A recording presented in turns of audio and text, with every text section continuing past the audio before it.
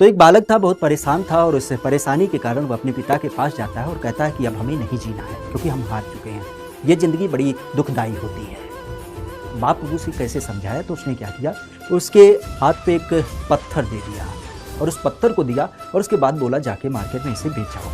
बालक, चूँकि बालक था, युवा था, वो मार्केट में जाता है और एक दुकान के सामने थोड़ा सा लोगों से वार्तालाप करता है। तो लोगों ने कहा ये चमकीला पत्थर है, चलो हम तुमको क्या करते हैं 10 रुपया दे देते हैं।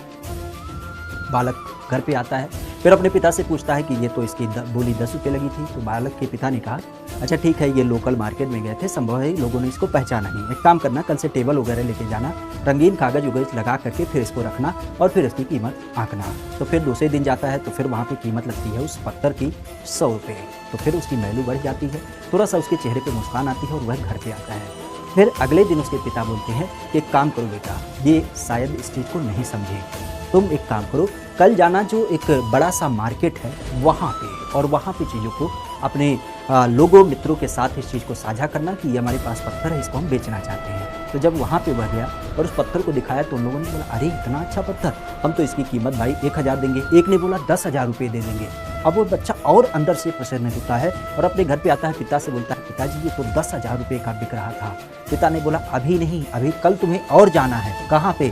सुनार की दुकान पे जाना है। तो जब वह सुनार की दुकान पे जाता है और उसके बाद सुनार जब उस चीज़ को देखता है तो अपने बेंच से कूद जाता है और बोलता है ये पत्थर तो तुम्हें किसी भी मूल्य पे मुझे देना पड़ेगा। तो उस बालक ने कहा ऐसा क्या है इस पत्थर में? उसने बोला आओ ना ताओ, हम इस पत्थर का तुम्हें 10 लाख रुपया देंगे।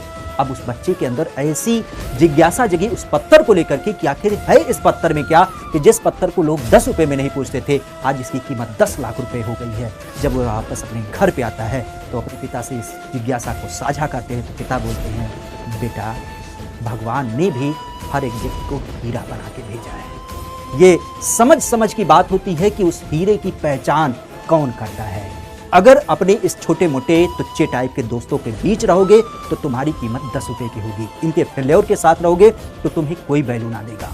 लेकिन जब तुम्हारी दशा और दिशा एक समुचित पर्याय में जुड़ जाएगी और अंततः जब उस लक्ष्य को प्राप्त कर लोगे तो तुम्हारी भी कीमत उसी आकार में होगी।